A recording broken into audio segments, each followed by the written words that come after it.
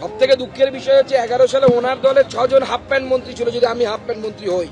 এমনকি মমতা বন্দ্যোপাধ্যায় নিজের জীবনের প্রথম দিকের হাফ প্যান্ট মন্ত্রী ছিলেন, যদি উনি আমাকে হাফ প্যান্ট মন্ত্রী হতো, এমওএস যদি হাফ প্যান্ট মন্ত্রী হয়। বাংলা থেকে একজন মন্ত্রী হয়েছে, সেটা পছন্দ হচ্ছে না ওনার।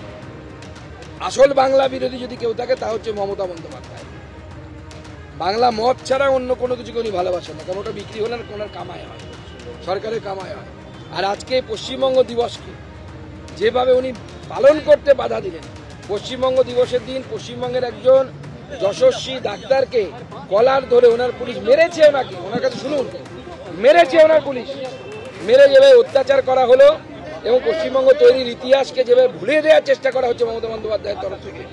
সময় আসছে জনতা প্রত্যেকটার হিসেব নেবে। আর সেই দিন আসছে যেদিন অভিষেক বন্দ্যোপাধ্যায়ের বাড়ির সামনে হাজার হাজার মানুষ দাঁড়িয়ে থেকে বলবে, তুমি ওই বাড়ি থেকে বেরো, ওটা জনগণের বাড়ি, জনগণের দখল। ওই চিকিৎসক আতঙ্কে ভুগছেন, ভাবছেন যে মেডিকেল কাউন্সিলের চিকিৎসার নতুন কোনো ব্যবস্থা হতে পারে, আতঙ্কে ভুগছেন। উনি এখানে তো চিকিৎসাই করেন না চিকিৎসক হিসেবে, তো কোথা থেকে আতঙ্কে পড়বেন?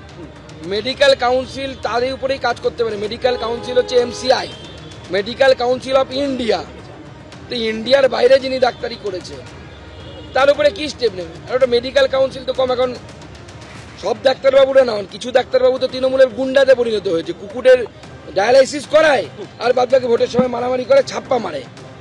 ডাক্তারবাবুদের ভোটে ছাপ্পা পড়ে। সন্দীপ ঘোষ এই MCI এর আরেকটা লিডার, সে তো জেলের ভেতরে।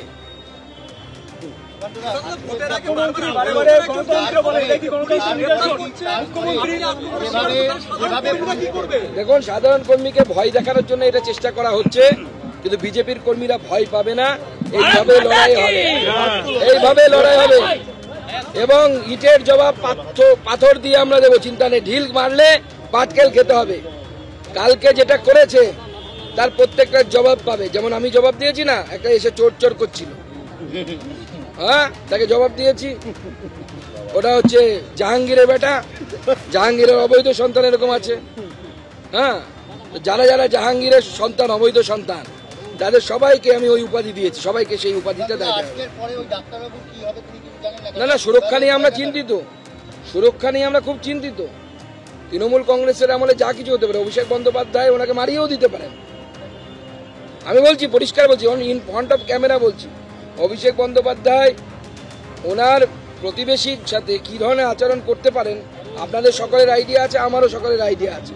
আমরা সেই জন্য ওনার সিকিউরিটি নিয়ে চিন্তিত এবং আমরা প্রশাসনের কাছ থেকে বিশেষ আশা করব, বিশেষ করে রাজ্যপালের কাছে আমরা আবেদন জানাবো এই ডাক্তারবাবুর সুরক্ষার ব্যবস্থা করার জন্য। ডিজিকে বলে এই ডাক্তারবাবুর জন্য সুরক্ষার ব্যবস্থা করা হয়। অভিষেক ব্যানার্জির বাড়ির সামনে এত সুরক্ষা যদি থাকতে পারে, 2-4টে পুলিশ ডাক্তারবাবুর জন্য রাখা যেতে পারে।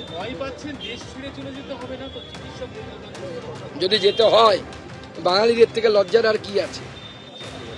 বাঙালি তখন দেখতে পাচ্ছে বাংলাদেশি নাগরিকদেরকেও ভারতে টেনে এনে আনছেন মমতা বন্দ্যোপাধ্যায় ভোট ব্যাংকের জন্য।